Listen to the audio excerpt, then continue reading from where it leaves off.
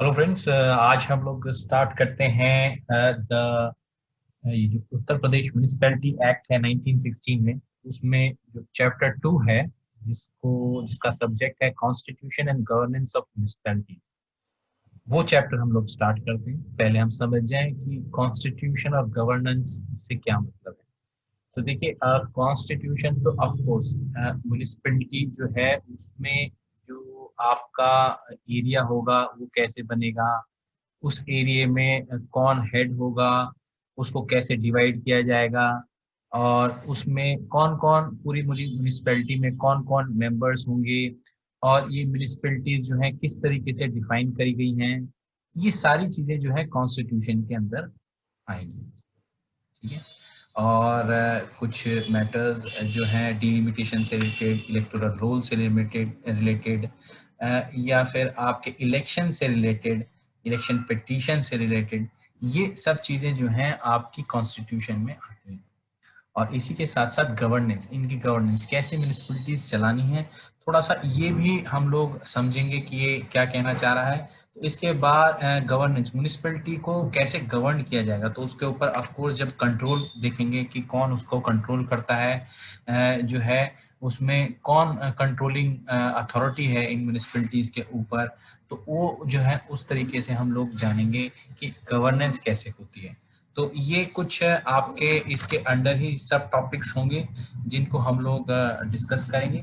और हम स्टार्ट करते हैं सेक्शन नंबर 3 से, जिसमें डिक्लेरेशन की बात कर रखी है। डिक्लेरेशन किसका? ट्रांजिशनल एरिया और स्मॉलर अर्बन एरिया।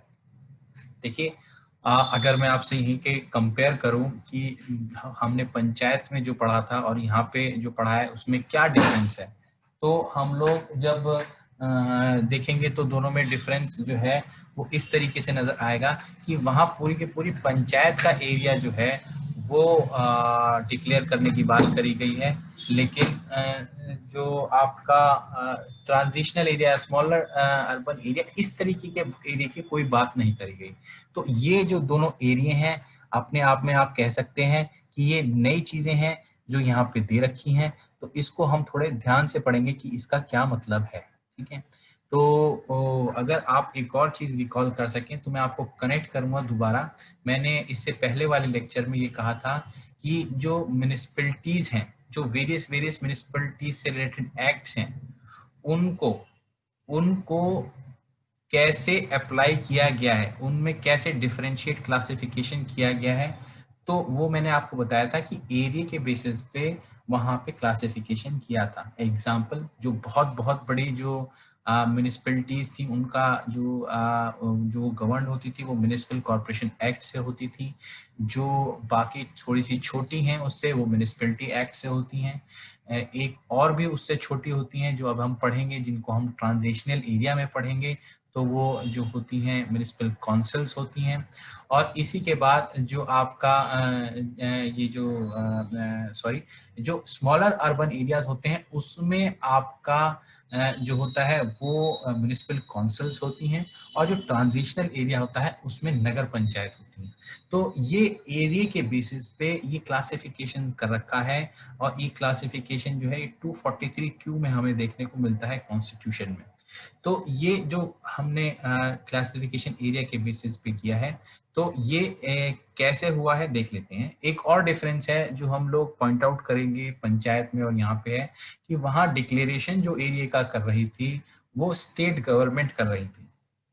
अगर आप याद कर सकें तो वहाँ स्टेट गवर्नमेंट कर रही थी, लेकिन जब यहाँ transitional area, smaller urban area की बात कर रहे हैं, तो ये कौन करेगा, इसकी डिक्लेरेशन कौन कर रहा है? गवर्नर कर रहा है।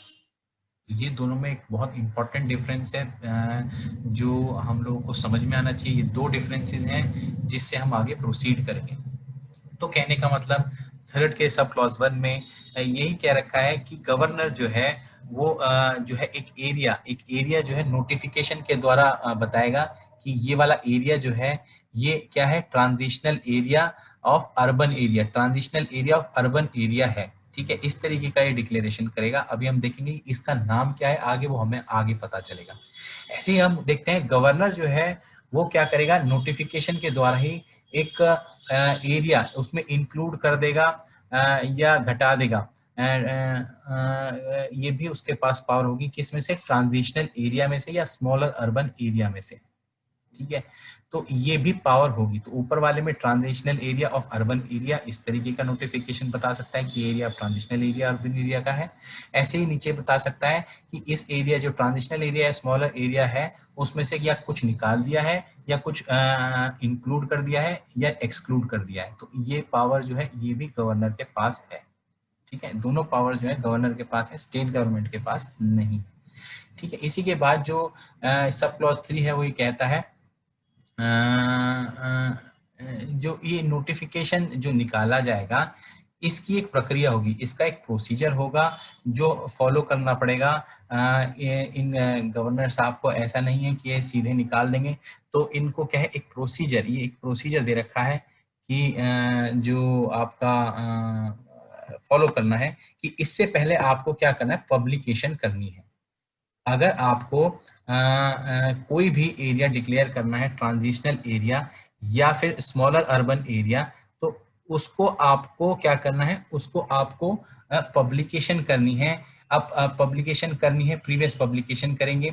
और इसी के बाद एक प्रोवाइजो भी दे रखा है कि देखिए जो ये आप एरिया डिक्लेयर कर रहे हैं, इसमें कैंटोनमेंट एरिया जो है उसको कभी भी आप ट्रांजिशनल एरिया, कैंटोनमेंट, ये जो स्मॉलर अर्बन एरिया है, इसको कैंटोनमेंट एरिया को कभी ट्रांजिशनल एरिया और स्मॉलर अर्बन एरिया नहीं बनाएंगे, नहीं इंक्लूड करेंगे कभी भी, क्योंकि जो ये कैंटोनमेंट होता है एक सेपरेट एक्ट होती है, कैंटोनमेंट एक्ट, उससे गवर्न होता है और इसका बिल्कुल अलग कॉन्स्टिट्यूशन होता है। इसका म्युनिसिपैलिटी से कोई लेन देन नहीं, ये म्युनिसिपैलिटीज का हिस्सा नहीं है।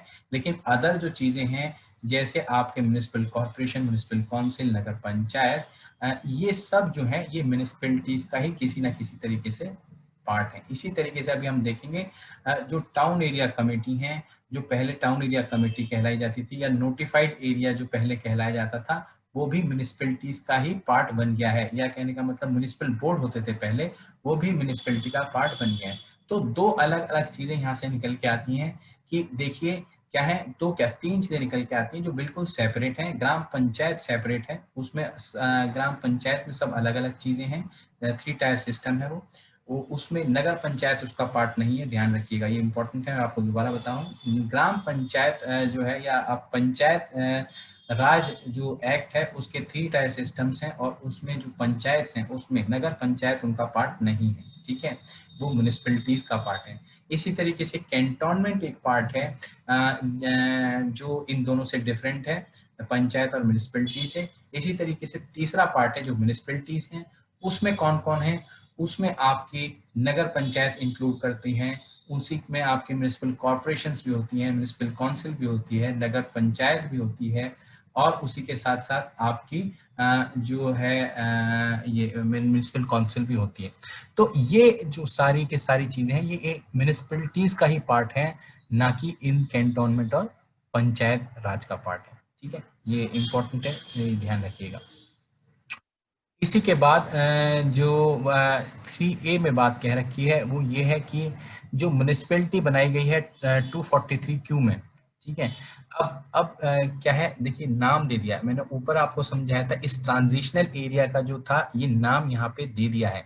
तो ये मैंने आपको बताया था ये म्युनिसिपैलिटीज की कैटेगरी में आता है। तो ये चीज इससे प्रूव होती है 3A में जो स्टार्टिंग लाइन है, अ म्युनिसिपैलिटी कॉन्स्टिट्यूटेड, तो ये म्युनिसिपैलिटी कॉन्स्टिट्यूट हुई है, म्युनिसिपैलिटी का पार्ट है कौन, नगर पंचायत, और ये किसके लिए, ट्रांजिशनल एरिया के लिए कहलाएंगी नगर पंचायत, ठीक है। तो ये समझ ये क्लियर हो जाती है यहाँ पे बात। इसी के बाद में कहते हैं स्मॉलर अर्बन एरिया। देखिए स्मॉलर अर्बन एरिया की बात जब कर रखी है तो स्मॉलर अर्बन एरिया के लिए आपको क्या नाम दिया गया है, उस म्युनिसिपैलिटी का जो स्मॉलर अर्बन एरिया है उसको नाम दिया गया है म्युनिसिपल काउंसिल, ठीक है। ये एक्चुअली ट्रांजिशनल एरिया के बाद कह सकते हैं आती है, और ये थोड़ी ट्रांजिशनल एरिया से बड़ी होती है लेकिन अर्बन एरिया नहीं होती है। तो ये म्युनिसिपल काउंसिल होती हैं। ये खासकर आपको जो बड़े गांव के आसपास जो बिल्कुल जिनमें अर्बन थोड़ा टच हो गांव में, उनको म्युनिसिपल काउंसिल बना दिया जाता है, ठीक है। इसी के बाद यहाँ पे स्टेटस दे रखा है, ये स्टेटस जो है ये स्टेटस इसको हम देखेंगे कि म्यूनिसिपैलिटी जो है, नगर पंचायत और म्यूनिसिपल काउंसिल जो है, ये क्या है, इनका स्टेटस क्या है, ये क्या है, बॉडी कॉर्पोरेट है। ये बिल्कुल सिमिलर आप देखेंगे जैसे ग्राम पंचायत एक बॉडी कॉर्पोरेट थी, ये भी बॉडी कॉर्पोरेट ही है। ठीक है, इसी के बाद सब क्लॉज 3 देख लेते हैं। मैंने आपको बताया इससे पहले कि जो सारे म्यूनिसिपल बोर्ड्स थे इससे पहले, ठीक है, तो म्यूनिसिपल बोर्ड्स जो थे इससे पहले, Uttar Pradesh urban local self government आने के बाद वो क्या म्यूनिसिपैलिटी बन गए होंगे। और म्यूनिसिपैलिटी में भी कौन सी म्यूनिसिपैलिटी बन गए होंगे, वो म्यूनिसिपल काउंसिल जो है वो माने जाएंगे। तो इनमें ये दे रखा है कि देखिए, जब से जब जब जो है, जब ये Uttar Pradesh urban local self government जो है स्टार्ट हुई, और ये जो इसका स्टार्ट होने के बाद फर्स्ट कॉन्स्टिट्यूशन, पहली बार जब ये म्यूनिसिपल काउंसिल बनी, तो इनको क्या कहा गया, क्या माना गया इनको, तो इनको ऑफ कोर्स उस इस ड्यूरेशन में बीच में, अब क्योंकि Uttar Pradesh urban local self government आ गई है, तो इस वजह से और कुछ नहीं माना जा सकता, इन्हें म्युनिसिपल काउंसिल ही माना जाएगा। इसी को यहाँ पे बात को असर्ट कर रखा है कि they will be deemed to be municipal council. तो क्या है, जो सारे पहले म्युनिसिपल बोर्ड्स थे, अब इस एक्ट के आने के बाद, जो ये जो Uttar Pradesh urban local self government की जो एक्ट है, ये आने के बाद ये क्या है, म्युनिसिपल काउंसिल बन गए हैं। ठीक है, तो ये जो है पहले म्युनिसिपल बोर्ड कहलाते थे, लेकिन इसके बाद जो है म्युनिसिपल काउंसिल ही कहलाएंगे, और बीच में जो आपका ट्रांजिशनल फेस होगा उसमें तो डीम्ड मान ही लिए गए हैं कि ये क्या है, म्युनिसिपल काउंसिल है। इसी के बाद जो नोटिफाइड एरिया कमिटीज थी इससे पहले, किसके तहत, Uttar Pradesh town area act 1914 के तहत जो आपकी ये नोटिफाइड एरिया कमिटी थी या टाउन एरिया कमिटी थी, ये दो तरीके की कमिटी हुआ करती थी। ये अब क्या कहलाएंगी, ये ट्रांजिशनल फेज में, जब ये UP Uttar Pradesh town area committee जो है इसके जब ये स्टार्ट हुआ, इससे पहले से और जब तक कि नगर पंचायत बन नहीं गई, तो इसके ट्रांजिशनल पीरियड में जो है ये क्या कहलाई जाएंगी, they will be deemed to be nagar panchayat. तो कहने का मतलब सिर्फ यही है कि नोटिफाइड एरिया कमेटी और टाउन एरिया कमेटी सूनर और लेटर ये नगर पंचायत बन जाएंगी। ठीक है, तो ये देख लीजिए कि दोनों का क्या है, दोनों का यहाँ पे स्टेटस जो है ये बता दिया गया, चाहे वो नगर पंचायत हो, म्युनिसिपल काउंसिल, तो उसका बड़ा स्टेटस तो बॉडी कॉर्पोरेट है, और म्युनिसिपल बोर्ड है वो क्या है, आपके म्युनिसिपल काउंसिल हो गए, उनका स्टेटस चेंज हो गया। Notified area committee, town area committee है, वो उनका भी स्टेटस चेंज हो गया और वो नगर पंचायत बन गए। इसी के बाद क्या है, वार्ड्स कमेटी होती है। ठीक है, अब वार्ड्स कमेटी क्या होती है, म्युनिसिपल काउंसिल जो होता है, म्युनिसिपल काउंसिल को आप क्या कर देते हैं, एक मतलब उसका जो, देखिए 3 लाख की पॉपुलेशन की एक म्युनिसिपल काउंसिल बनेगी, 3 लाख तक की पॉपुलेशन जो भी एक एरिया की होगी, उसमें पूरा का पूरा वो एरिया क्या कहलाएगा, म्युनिसिपल काउंसिल का एरिया कहलाएगा। अब एरिया को डिवाइड कर दिया जाएगा। अब म्युनिसिपल काउंसिल को जब एरिया को डिवाइड किया जाएगा, तो उसमें 5 वार्डों में डिवाइड किया जाएगा, 3 लाख की पॉपुलेशन को 5 जगह डिवाइड किया जाएगा, और ऐसे करके 5 वार्ड बनेंगे। ठीक है, तो ये जो है 5 वार्ड जो बने हैं, ये क्या होंगे, इन वार्डों में जो कॉन्स्टिट्यूशन होगा, इनमें से जो बंदे इलेक्ट किए जाएंगे, उनका सारा कॉन्स्टिट्यूशन उसको वार्ड कमेटी कहा जाएगा। और वो जो एरिया है, यानी कि जो आपका म्युनिसिपल काउंसिल का पूरा एरिया है, उसको छोटे छोटे टुकड़ों में डिवाइड किया गया, उनको वार्ड्स कहा जाएगा।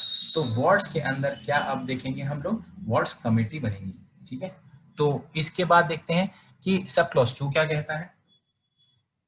सब क्लॉज 2 कहता है कि जो ये टेरिटोरियल एरिया है ऑफ वार्ड्स कमेटी, ठीक है, अब इसमें एरिया की बात कर दी गई है, तो वार्ड्स कमेटी का एरिया क्या होगा, वो टेरिटोरियल एरिया जो वार्ड्स का होगा वही वार्ड्स कमेटी का भी एरिया होगा, जो मैं इसे पहले ही बता चुका हूँ। इसी के बाद हम देख लेते हैं वार्ड्स कमेटी का कॉन्स्टिट्यूशन क्या है, इन वार्ड्स कमेटी में कौन कौन होंगे। तो इन वार्ड्स कमेटी में देखिए क्या होंगे, एक तो मेंबर्स होंगे, जो आपके मेंबर्स हैं, जो इलेक्ट हुए हैं, जो इलेक्टेड होंगे वहां से, वो लोग जो हैं वो रिप्रेजेंट जो कर रहे होंगे वार्ड्स को, वो क्या कहलाएंगे, वो उससे कॉन्स्टिट्यूशन, उससे वार्ड कमेटी बनेगी। एक तो इलेक्टेड मेंबर से बनी ये वार्ड्स कमेटी, और एक क्या है, कुछ नॉमिनेट किए जाएंगे स्टेट गवर्नमेंट के द्वारा बंदे। ठीक है, और ये बंदे जो हैं, ये कहाँ, जो स्टेट गवर्नमेंट में जो नॉमिनेट किए हैं, ये इन इलेक्टोरस जो टेरिटोरियल एरिया, जो उस वार्ड कमेटी का टेरिटोरियल एरिया है, उसी में से कोई इलेक्टोरल्स में से जिनके पास स्पेशल नॉलेज और एक्सपीरियंस इन म्युनिसिपल एडमिनिस्ट्रेशन होगा, ये कुछ नॉमिनेट किए जाएंगे। तो क्या कंपोजिशन में आपके इलेक्टेड मेंबर्स भी हो गए, आप यहाँ लिख सकते हैं कि ये इलेक्टेड मेंबर्स भी हो गए और नॉमिनेटेड भी हो गए, तो दोनों तरीके के रिप्रेजेंटेशन यहाँ पे हो गए, इलेक्टेड मेंबर्स हो गए।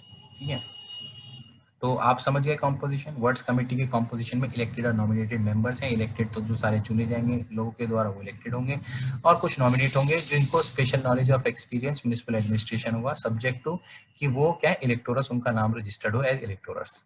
इसी के बाद आपकी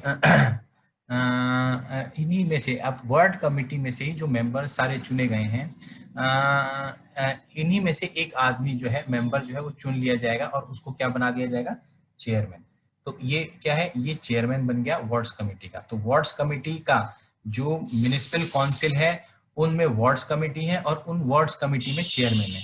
तो अभी एक क्वेश्चन अनआंसर्ड रह जाता है, उसको चेक करेंगे आगे कि म्युनिसिपल काउंसिल का, पूरी की पूरी म्युनिसिपल काउंसिल का कौन हेड है। उसमें वार्ड्स जो है उनका हेड तो हमें समझ में आ गया, चेयरपर्सन है, लेकिन पूरी की पूरी जो म्युनिसिपल काउंसिल है उसका हेड कौन है वो हम लोग आगे चेक करेंगे। इसी के बाद जो होता है, यहाँ टर्म दे रखी है चेयरमैन की, जो चेयरमैन चुना गया है ये क्या है, इसकी टर्म कितनी होगी, ये 1 साल होगी। ठीक है, ये इम्पोर्टेंट है, ये टर्म जो है ये इम्पोर्टेंट है, ये 1 साल ही है सिर्फ। ठीक है, ये चेयरमैन जो है, और इसको ये इसके लिए क्या है, लेकिन ये क्या है, जैसे ये सोचो अगर जो इसका जब ये इसका 1 साल का टर्म खत्म हो गया, तो क्या ये अगले आदमी को जब तक कि बैटन नहीं दे देता, जब तक कि एक रिले का बैटन होता है, एक 400 मीटर्स की रिले होती है, 4x400 की रिले होती है, जैसे एक आदमी बैटन दे देता है, तो जब तक ये आदमी दूसरे को चार्ज नहीं दे देगा, जो सक्सेसर आएगा, तब तक ये बना रहेगा अपने ऑफिस में, और तब तक ये एज ए केयर टेकर ये काम करेगा। तो एकदम इसके जो टर्म खत्म हो जाने से इमीडिएट सीजर नहीं होता इसके ऑफिस का, ये तब तक काम करता है जब तक कि सक्सेसर जो है कोई इलेक्ट होके नहीं आ जाता। इसी के बाद ये क्या है, ये इसको क्या री इलेक्शन कर सकते हैं इसका, ऑफ कोर्स इसका री इलेक्शन भी हो सकता है। ठीक है, अब देख लेते हैं अब जैसे ही देखिए म्युनिसिपल काउंसिल का, अब मैंने आपको बताया कि वार्ड्स कमेटी का भी चेयरमैन था। ठीक है, और यहाँ देखेंगे म्युनिसिपल काउंसिल का, इनका भी एक चेयरमैन है। यहाँ पे आंसर हो गया जो मैंने अभी पहले छोड़ा था आपके लिए कि म्युनिसिपल काउंसिल का कौन हेड होगा। तो हाँ, वार्ड्स कमेटी का ऊपर पता चल गया था चेयरमैन है, और यहाँ पे म्युनिसिपल काउंसिल का हेड पता चल गया कि यहाँ पे भी चेयरमैन है। ठीक है, अब इसी में से देख लेते हैं, ये चेयरमैन जो होता है म्युनिसिपल काउंसिल का, जब ये वेकेट करता है ऑफिस, जैसे ही इसका ऑफिस वेकेट होता है, तुरंत उसी दिन, उसी वेकेशन के तुरंत प्रभाव से क्या ये सीज हो जाता है मेंबर। तो कहने का मतलब ये है कि ये जैसे ही तुरंत जो है एक मेंबर होने से सीज हो जाता है, एक मेंबर था और ये मेंबर नहीं बचता, इलेक्टोरल रोल में इसका नाम काट दिया गया है। सोचिए किसी दूसरे एरिया में रहने चला गया, कर्नाटक रहने चला गया, तो ये म्युनिसिपल काउंसिल का मेंबर, क्योंकि वहाँ पे रेजिडेंस होना जरूरी है परमानेंट, अगर जो ये वहाँ रहने चला गया, वहाँ का परमानेंट इसको डोमिसाइल मिल गया, तो ये इसका नाम यहाँ से इलेक्टोरल रोल से कट जाएगा। और जैसे इसका नाम इलेक्टोरल रोल से कटता है, तुरंत ये क्या होगा, ये वेकेट कर जाएगा अपना ऑफिस, तुरंत उसी दिन से, जिस दिन से इसने यहाँ से अपना जो डोमिसाइल वहाँ का मिल गया और यहाँ का ये परमानेंट मेंबर जो परमानेंट रेजिडेंट होना सीज हो गया, उसी दिन से क्या है ये वेकेट भी हो जाएगा, इसका ऑफिस भी वेकेट हो जाएगा। ठीक है, ये ध्यान रखिएगा। ये इफेक्ट होता है आपका, अगर effect of ceasing to be a member, ये लिख लेते हैं, effect of ceasing to be a member. ठीक है, ये ध्यान। इसके बाद हम देखते हैं क्या कहता है ये, in the event of office of chairman, अगर जो चेयरमैन का ऑफिस वेकेट होता है, देखिए वेकेशन जो होती है ऑफिस में, रेजिग्नेशन या किसी और डेथ कारण या इलनेस, इन कारणों की वजह से होती है, और भी कारण होते हैं। अगर जो ये जो है चेयरमैन का ऑफिस वेकेट हो जाता है 1 साल से पहले, सो 1 साल ही होता है वार्ड्स कमेटी में जो जितने टाइम वो उसकी टर्म रहेगी, तो चेयरमैन का अगर जो ऑफिस 1 साल से पहले वेकेट हो जाता है, तो ये क्या किया जाएगा, इसमें एक बंदा दोबारा जो है चुना जाएगा, किन में से, जो इलेक्टेड या नॉमिनेटेड मेंबर्स, ऊपर ऊपर जो इलेक्टेड और नॉमिनेट हुए हैं आपके वार्ड्स कमेटी में जो सारे मेंबर्स हैं, उनमें से एक बंदा दोबारा इलेक्ट कर दिया जाएगा या नॉमिनेट कर दिया जाएगा, इलेक्टेड या नॉमिनेटेड मेंबर्स में से एक चुन लिया जाएगा। ठीक है, तो ये कहता है सब क्लॉज 7। इसी के बाद जो प्रोवाइजो है वो ये कहता है कि अब ये नया जो आदमी, देखिए क्या हुआ, एक साल से पहले सोचिए 7वें महीने में किसी आदमी ने रेजिग्नेशन, चेयरमैन ने, जो वार्ड्स कमेटी का चेयरमैन है, हाइपोथेटिकल एग्जाम्पल है, उसने रेजिग्नेशन दे दिया। अब 7 महीने में के बाद एक साल पूरा होने में कितने टाइम रह गया, 5 महीने रह गए। तो अब 5 महीने का जो एक नया आदमी, ये जो इलेक्टेड या नॉमिनेटेड आदमी में से एक चुना जाएगा, ये आदमी जो है क्या करेगा, इसकी टर्म जो होगी ये कितनी होगी, ये सिर्फ रिमाइंडर टर्म होगी। कहने का मतलब सिर्फ 5 महीने ही होगी। तो ये आपकी सिर्फ 5 महीने की टर्म ये सर्व करेगा। तो यहाँ पे लिख लेते हैं term of new chairman, new IRMAN after vacancy. तो ये इंपॉर्टेंट है, कभी क्वेश्चन आए कि टर्म की कितनी टर्म होती है चेयरमैन की, तो जनरल रूल है क्या है 1 ईयर, लेकिन एक एक्सेप्शनल रूल भी है कि अगर जो वो क्या वो कोई नया चेयरमैन इलेक्ट किया गया है किसी की वैकेंसी के बाद, तो उसकी टर्म रिमाइंडर की होती है, ना कि 1 ईयर। तो ये थोड़ा सा आंसर आपको कंप्लीट आंसर पता होना चाहिए, ऐसे ही कंप्लीट आंसर बनता है। इसी के बाद देख लेते हैं वार्ड्स कमेटी की जो पूरी आपकी टर्म होती है वो कितनी होती है, तो जितनी म्युनिसिपल काउंसिल की होती है। तो यहाँ एक थोड़ा सा बारीक डिफरेंस है, इसको थोड़ा हम ध्यान रखेंगे। देखिए वार्ड्स कमेटी जो है उसकी को टर्मिनस म्युनिसिपल काउंसिल की है, म्युनिसिपल काउंसिल की जो है टर्म वो कितनी होगी, इसको आगे कहीं आंसर दे रखा है। लेकिन अब इस वार्ड्स कमेटी में जो चेयरमैन की टर्म है वो कितनी है, वो 1 साल है। तो हमको किसकी इन 3 में से किसकी टर्म पता चल गई है, हमें सिर्फ चेयरमैन की पता चल गई है, जो आगे पिछले पहले वाले सेक्शंस में दे रखी है कि वो 1 ईयर है सिर्फ। ठीक है, अब हम क्या है, ना हमें वार्ड्स कमेटी की पता और ना हमें म्युनिसिपल काउंसिल की पता, क्योंकि ये दोनों एक जो है इन दोनों की टर्म सेम है। क्यों सेम है, क्योंकि वार्ड्स कमेटी की टर्म जो है वो म्युनिसिपल काउंसिल की टर्म से को टर्मिनस है। तो अब हम देखेंगे म्युनिसिपल काउंसिल की टर्म आगे कहाँ दे रखी है, जब वो आएगी तब हम उसको डिस्कस करेंगे। अब देख लेते हैं सब क्लॉज 9 क्या कहता है। इसमें ये कहता है कि जो इसके फंक्शंस हैं और जो इसकी पावर्स हैं वो वार्ड्स कमेटी की वो सारी होंगी जैसे कि रूल्स में दिया गया होगा। ठीक है, सिंपल सा प्रोविजन है, इसमें कोई बताने की ऐसी खास आवश्यकता नहीं है। इसी के बाद देख लेते हैं प्रोसीजर के बारे में बात करता है। Before the issue of notification refer to in section 3। अब सेक्शन 3 में कौन सा नोटिफिकेशन की बात हो रही है, ये वो वाला नोटिफिकेशन है जो गवर्नर साहब ने ट्रांजिशनल एरिया या स्मॉलर आपका जो अर्बन एरिया है उसके बारे में कोई नोटिफिकेशन निकाला था। ये उस नोटिफिकेशन के बारे में बात कर रखे हैं। तो इसका एक प्रोसीजर प्रिस्क्राइब कर रखा है कि अगर इस तरीके का नोटिफिकेशन निकाला जाएगा तो वो क्या है, वो एक्चुअली पब्लिश किया जाएगा, और वो पब्लिश जो है कहीं ना कहीं डिस्ट्रिक्ट में पब्लिश किया जाएगा, और कहीं लोकल जो आपके जो वहाँ का कोई न्यूज़पेपर है तो उसमें किया जाएगा। और ये अगर एक डिवीजन के संबंध में है, कोई डिवीजन है, तो क्या है, ये अफिक्स कर दिया जाएगा ऑफिस ऑफ डिस्ट्रिक्ट मजिस्ट्रेट के यहाँ, ये पब्लिक नोटिस होगा। अच्छा, इस पब्लिक नोटिस की इंपॉर्टेंस क्या है, देखिए जब भी कहीं ये क्या, या तो आपका पब्लिश किया जाएगा किसी न्यूज़पेपर वगैरह में, या फिर आपका क्या ये कहीं चस्पा कर दिया जाएगा, अफिक्स कर दिया जाएगा डिस्ट्रिक्ट मजिस्ट्रेट के यहाँ, तो लोग आके पढ़ेंगे और पढ़े के अपने क्या है, आपको जो है ये अपने जो है इनको इनवाइट किया जाएगा कि भाई आप अपने ऑब्जेक्शन दें, आपको अगर कोई आपत्ति है तो अपने ऑब्जेक्शन आप गवर्नमेंट को लिखें। तो इस तरीके के ऑब्जेक्शन पब्लिक जब इसे पढ़ेगी तो उनको देगी। और ये जो पूरा का पूरा नोटिस होगा, ये नोटिफिकेशन हिंदी में होगा, और इसके जब जब जो भी मियाद दे रखी है, टाइम पीरियड दे रखा है कि इसके दिन में आप इतने दिनों में आपको ऑब्जेक्शन फाइल करनी है, आपको कोई आपत्ति है तो आपको फाइल करनी है, तो वो उतने दिनों में जो पब्लिक है, जनरल पब्लिक, वो अपने ऑब्जेक्शंस फाइल करेगी। तो ये सारी बातें फाइल करने के बाद इन ऑब्जेक्शंस को कंसिडरेशन किया जाएगा जो भी गवर्नर ऑफिस है उसके द्वारा, ठीक है।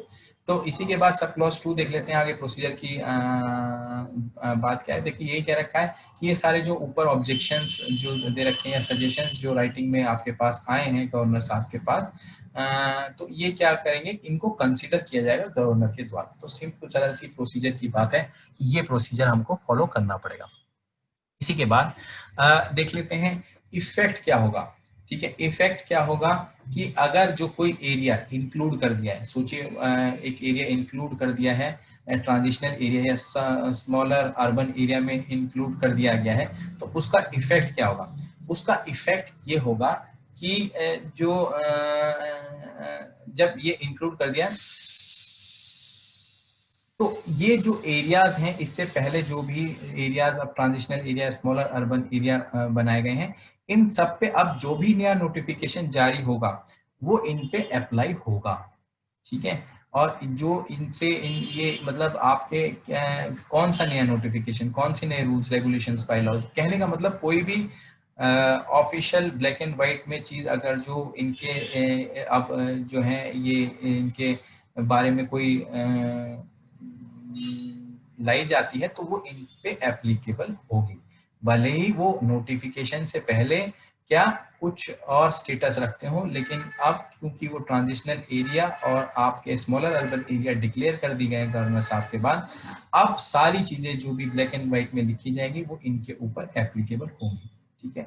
स्पेसिफिकली ये इसका इफेक्ट बताता है आपका सेक्शन 5 में। तो आज के लिए इतना ही, अगली बार हम लोग डिस्कस करेंगे जो चैप्टर, इसी का जो चैप्टर नंबर 2 है, वो उसमें एक सब हेडिंग है द म्युनिसिपैलिटी, उसको हम लोग आगे सेक्शन 7 में डिस्कस करेंगे। तो आज के लिए thank you and have a nice day.